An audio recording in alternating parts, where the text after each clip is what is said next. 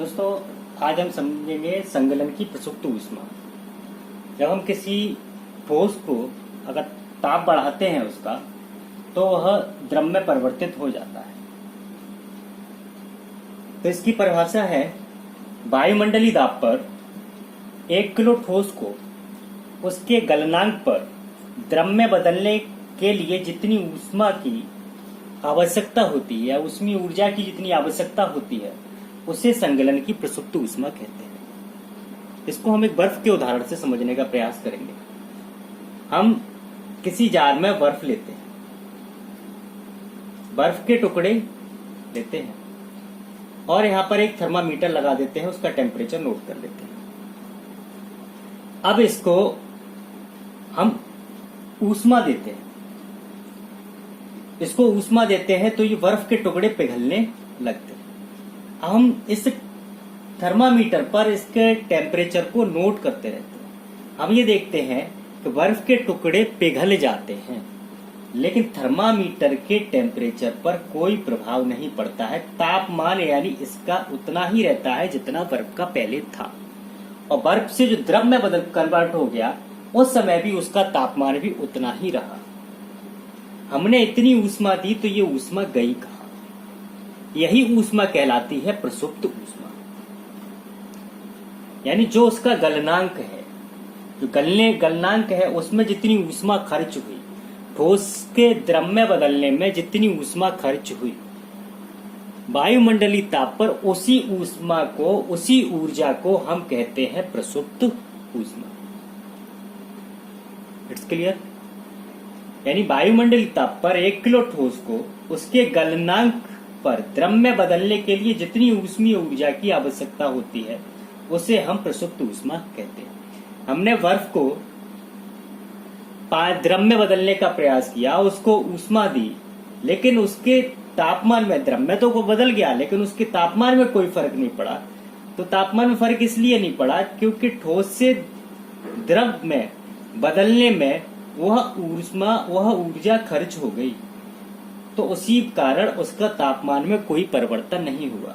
आपने देखा होगा बर्फ का तापमान और बर्फ के पानी का तापमान भी 0 डिग्री सेल्सियस ही रहता है।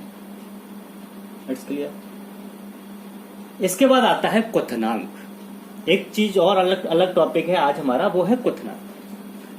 अब ये ठोस से हमने द्रव में इसको कन्वर्ट तो कर दिया, लेकिन क्या हम इसको लगातार जब हम ऊष्मा देते रहेंगे तो अब इसके तापमान में परिवर्तन होगा।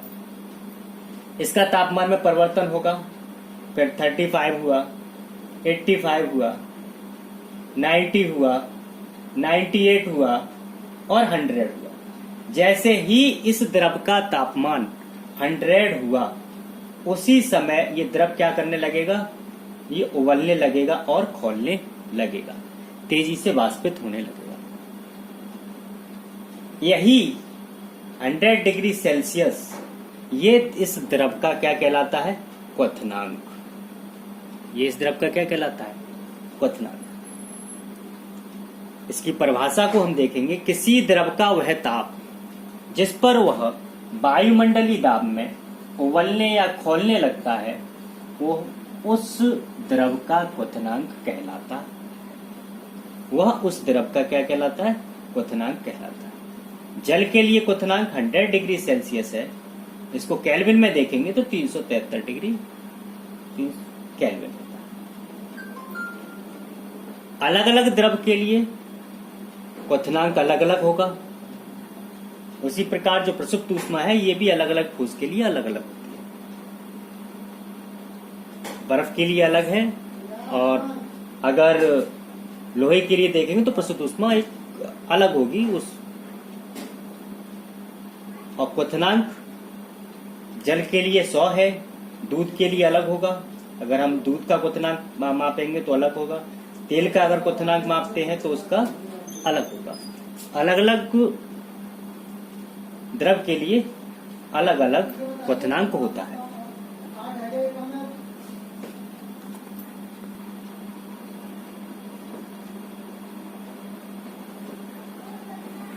इसके बाद हम क्वथनांक में भी आगे समझेंगे इस वायुमंडलीय दाब के बारे में। मैंने बार बार ये वायुमंडलीय दाब को क्यों फोकस किया, क्योंकि ये जो क्वथनांक है जल का, ये वायुमंडलीय दाब पर है। अगर हम दाब में परिवर्तन करेंगे तो ये क्वथनांक में परिवर्तन हो जाएगा। जैसे आपने क्या कहते अपने देखा होगा कि अगर किसी पतीले को ओपन रूप में हम इसमें अगर पानी को गर्म करते हैं, पतीला है तो इसको अगर हम पानी को गर्म करते हैं तो ये वायुमंडलीय दाब में होगा, तो ये 100 डिग्री सेल्सियस पर होगा। अगर आप इसी जल को किसी प्रेशर कुकर में अगर आप गर्म करते हैं तो प्रेशर कुकर में इसका दाब बढ़ जाता है, तो दाब बढ़ जाएगा तो क्वथनांक में परिवर्तन हो जाएगा, तो कम समय में ये खौलने लगेगा और ये जल्दी से द्रव में गैस में परिवर्तित होने लगेगा। तो इस दाब का क्वथनांक पर विशेष प्रभाव पड़ता है।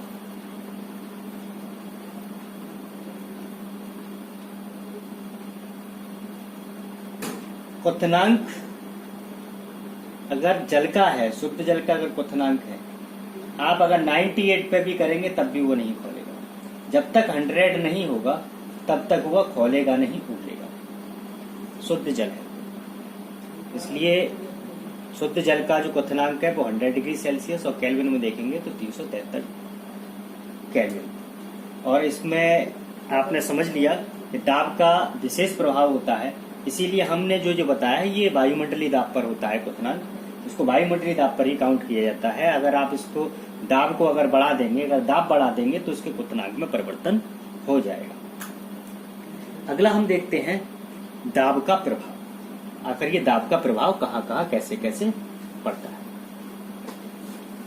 दाब को प्रभाव को समझने के लिए आपने संपीड़िता पढ़ी है, संपीड़िता पढ़ी है।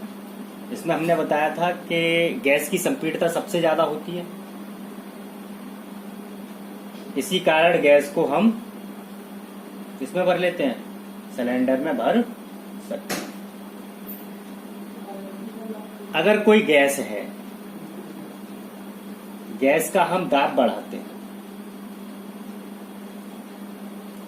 गैस का हम दाब बढ़ाएंगे तो ये गैस द्रव में परिवर्तित हो जाएगी, इसमें परिवर्तित हो जाएगी, द्रव में परिवर्तित हो जाएगी। इसके जो कण हैं वो पास पास आ जाएंगे और ये द्रव में परिवर्तित हो जाएगी, जो दूर दूर थे।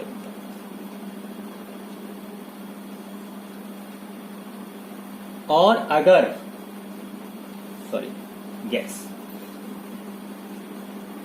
और अगर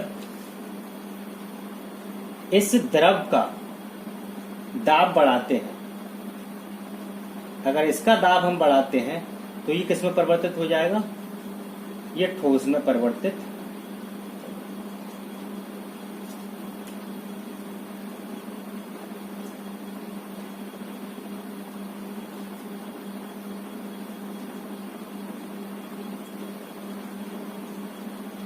इसके कण और नजदीक आ जाएंगे और ये ठोस में परिवर्तित हो जाएंगे। यानी दाब अवस्था परिवर्तन में भी सहायक है, केवल तापमान ही नहीं, दाब के द्वारा भी हम अवस्था परिवर्तित कर सकते हैं।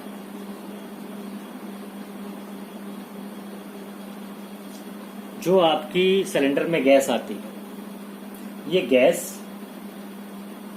गैस के रूप में नहीं होती, ये लिक्विड एलपीजी होता है तो ये लिक्विड होती है, लिक्विड पेट्रोलियम गैस। तो ये लिक्विड के रूप में होती है। जब हम इसको गैस को संपीड़ित कर देते हैं, प्रेस कर देते हैं, इसका दाब बढ़ा देते हैं, जब दाब बढ़ा देते हैं तो इसके जो कण हैं जो दूर दूर थे, जब दाब बढ़ेगा तो इसके कण कहाँ आ जाएंगे, पास पास आ जाएंगे। पास पास जब आ जाते हैं तो ये किस में परिवर्तित हो जाती है, तो ये द्रव में परिवर्तित हो जाती है। और अगर इसी द्रव को हम और ज्यादा संपीड़ित करते हैं, और ज्यादा हम इसको प्रेस करते हैं, तो ये कण और ज्यादा इसके नजदीक आ जाएंगे, और ज्यादा नजदीक आ जाएंगे, तो ये किस में बदल जाएगा, ठोस में बदल जाएगा। इसमें से एक क्वेश्चन निकल के आता है, वो क्वेश्चन निकल के आता है शुष्क बर्फ का, ड्राई आइस, शुष्क बर्फ का। इसको आपने पहले भी पढ़ा होगा शुष्क बर्फ के बारे में। ये शुष्क बर्फ होती है CO2। जब CO2 को कंप्रेस कर दिया जाता है, उसका दाब बढ़ा दिया जाता है, तो वो ठोस में परिवर्तित हो जाती है और इसको हम शुष्क बर्फ कहते हैं। वो इसी दाब के प्रभाव से ही ये शुष्क बर्फ बनती है, दाब का। दो तीन चीजें आज आपने समझ ली, संग्रहण की प्रस्तुत ऊष्मा, क्वथनांक और दाब का प्रभाव।